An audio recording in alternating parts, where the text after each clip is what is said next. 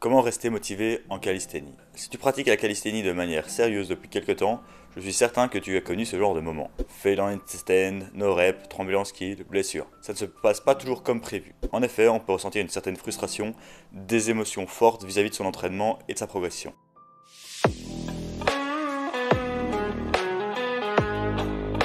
Dans cette vidéo, je vais essayer de voir avec vous comment rester motivé quand cela arrive, et peut-être éviter ce genre de moment. Car la pire chose serait bien évidemment de stagner, de pratiquer sans progresser, sans objectif, et finalement, pire encore, ce serait d'abandonner cette magnifique discipline. Pour résumer, on va chercher à rester motivé, en choisissant des objectifs stimulants, en évitant certaines erreurs contre-productives, techniques, charges d'entraînement, en accomplissant des petites victoires pour toujours garder un sentiment de progression, en adaptant son programme à son style de vie et à ses préférences. Premier point, c'est quoi des objectifs stimulants? Si tu parcours les réseaux, en calisthénie, tu vas souvent entendre que pour réussir tel ou tel mouvement, il faut d'abord maîtriser X traction, dips, pompes, et que tu devrais travailler uniquement sur ces bases avant d'envisager autre chose.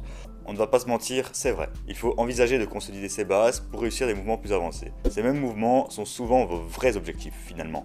Le muscle-up, le front, la planche, la pompe handstand, et pas forcément de devenir bon en rowing, en traction, en dips, ou en L-sit, pseudo-planche, des trépieds, des éléments un peu moins cool, mais dont on pourrait se satisfaire. Attention, je ne crache pas sur ces mouvements, ils peuvent représenter un réel travail et un accomplissement en fonction des forces et faiblesses de chacun. Mais ce que je veux dire, c'est qu'il ne faut pas se brider au risque de perdre la motivation. À mon sens, on peut tout à fait, dès le début, pratiquer certains mouvements stylés, sexy, comme le handstand, ventre au mur, la planchine, le LCF, le front, le skin de 4 qui vont vous diriger vers ces gros objectifs.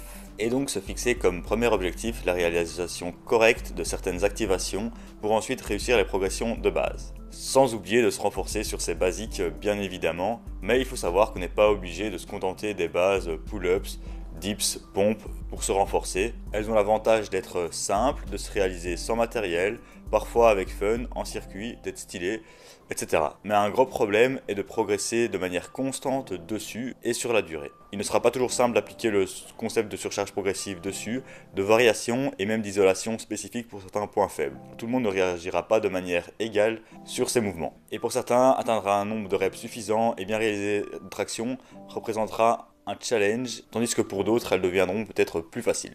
On pourrait donc se contenter de se construire et de progresser avec une combinaison de ces bases, en mesurant une progression chiffrée ou non, par exemple sur le ring row, descendre l'amplitude, atteindre une amplitude complète en push-ups, se lester par la suite et d'exercices de musculation classiques comme le lat pull down, le développé militaire, les haltères. Finalement, une bonne combinaison d'objectifs de skill et de base pour rester motivé. Parfois, se fixer un objectif second, comme modifier sa composition corporelle, peut vous motiver également et avancer dans la bonne direction. Avoir une métrique supplémentaire comme des kilos, même si cette métrique à elle seule n'est pas spécialement la meilleure option, lorsque l'on va la combiner avec des objectifs de calisthénie, cela va prendre plus de sens. Faire des cycles de bulk et de cut dans un cycle d'hypertrophie par exemple, surtout si vous êtes trop skinny ou trop fat, cela sera même nécessaire. Deuxième point, lorsque tu es vraiment drivé par tes objectifs, c'est de ne surtout pas les changer, d'y consacrer le temps nécessaire et d'être régulier, même si tu te sens stagné dessus et que tu as du mal à progresser. Trop souvent, on peut se retrouver découragé par manque de progrès sur ceux-ci, ou en se rendant compte qu'ils sont vraiment compliqués et que ça va prendre beaucoup de temps avant de les atteindre. Encore une fois, on va pas se mentir, cela est vrai. Ce n'est pas facile, cela peut prendre énormément de temps en fonction du niveau de chacun, du niveau de départ, de forces et faiblesses.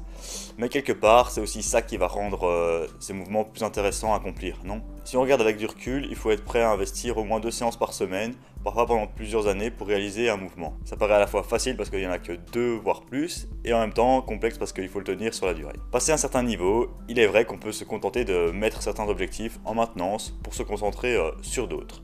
La notion de transfert.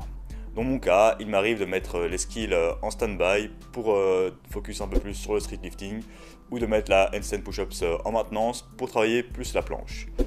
Mais j'essaye de ne plus les perdre de vue ou les changer du tout au tout comme j'avais pu le faire par le passé. Ce manque de progrès, ça peut être dû à quoi? En premier lieu, un manque d'humilité, un manque de patience, un manque de régularité.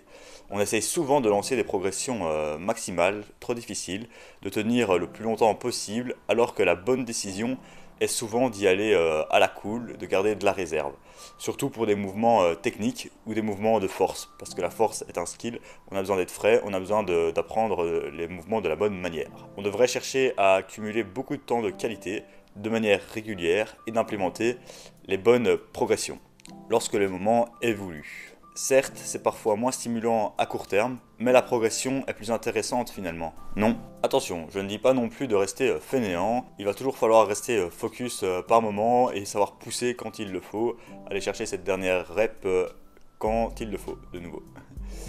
Également, on peut comprendre que certains n'aiment pas réaliser constamment la même chose, qui n'aiment pas spécialement la routine, mais malheureusement ou heureusement, c'est un peu une nature du sport si l'on veut vraiment progresser. Toutefois, il peut quand même y avoir une place pour l'amusement, la variation, en utilisant des progressions plus dynamiques, des combos, des techniques d'intensification, des circuits, une certaine marge de manœuvre et de liberté dans votre programmation. Certains préféreront pratiquer le handstand pendant 10 minutes que faire 5 séries de 30 secondes de handstand. Faire des transitions de tuck à straddle to tuck par exemple, ou faire un bloc de 50 tractions plutôt que 5 séries de 10 tractions. Après, il va falloir quand même garder un minimum de mesure, de tracking des données et de clarté dans ce que l'on fait. Troisième point, c'est l'accumulation de petites victoires, de nouveau avec la progression. Admettons qu'on travaille nos objectifs principaux, qu'on est motivé, qu'on les pratique de manière régulière et correcte. Pour avancer, il va être intéressant d'appliquer la surcharge progressive, comme on l'a vu, en termes de progression technique, d'ajout de charge et de temps. Au début, elle va se faire naturellement et ce sur tous les exercices. C'est pour ça que la première année, c'est souvent plus facile de pratiquer ce sport. Mais par la suite, ça risque d'être plus compliqué. Il va falloir trouver votre méthode, rajouter des séries, des top sets, cycler, périodiser, trouver sa méthode gagnante. Un peu bateau, mais il va falloir tâcher de réussir à savourer le processus, la pratique de vos skills, les sensations quand vous pratiquez vos séances, même si la progression est lente, voire en maintenance. Apprécier la constance sur ces mouvements, apprécier l'ajout de kilos sur vos basiques, de répétitions en plus sur vos renforcements. Et puis avec la régularité et le temps, vous allez aussi observer des changements sur votre physique. Et finalement, ce seront toutes des étapes en plus vers vos objectifs qui sont plutôt agréables. Pour entretenir la motivation, on peut aussi prévoir des testings, des essais sur des progressions maximales ou des exo-progressions que vous allez implémenter dans votre programmation. Par exemple, tous les 3 mois, vous allez pouvoir tester une petite progression, un petit PR sur certains mouvements. Autre exemple, vous avez travaillé votre tuck planche, elle devient solide, 10 secondes, bien propre. Pourquoi pas tenter la Advanced Tuck Planche en deload, voir si vous pouvez travailler avec. Ou alors vous êtes en fin de cycle de force et pourquoi pas tenter votre 1RM. Ou alors vous savez que vous allez implémenter un mouvement dans le prochain cycle, pourquoi pas tenter votre 6RM pour voir où vous en êtes et essayer de vous battre après ce prochain cycle. Dernier point très important et qui reprend les points précédemment mentionnés est d'apprécier et de respecter son programme. On va tenter de faire en sorte de le rendre le plus facile à exécuter par rapport à votre emploi du temps le plus agréable, de partir du minimum pour progresser. Finalement on s'aperçoit que le minimum il est assez bas. Par exemple, 6 séries challengeantes par semaine sur un mouvement peuvent suffire pour progresser. À partir de ce moment-là, on peut se dire qu'il y a moyen de maintenir, d'adapter sa progression en fonction de ces imprévus de la vie, sur une semaine ou plus de temps. Si vous avez besoin d'un peu plus de liberté et de fun, on peut aussi le prévoir dans votre programmation. Voici un exemple pratique. Par exemple, vous travaillez le tuck front lever. Le jour 1, vous faites 4 séries de 8 secondes. Le jour 2, vous allez faire des combos. Et le jour 3, 4 séries de 6 secondes. Ou alors 10 minutes handstand, 10 minutes tentative muscle up et notez le nombre de réussites sur le nombre d'essais par exemple. Ça vous laissera plus de liberté et une combinaison de structure et de fun. Maintenant si vous avez plus la mentalité d'un soldat et que vous n'avez aucun problème à suivre un plan, c'est parfait, on peut faire comme ça. J'espère que cette vidéo vous a plu, que vous avez eu quelques pistes pour garder ou retrouver votre motivation et que vous allez progresser au mieux. Si vous avez besoin d'aide pour rester motivé, devoir rendre des comptes à quelqu'un, un coach par exemple est une super solution. Donc si vous êtes intéressé, n'hésitez pas à me contacter via le lien en bio, afin de passer un appel et de voir si je peux vous aider.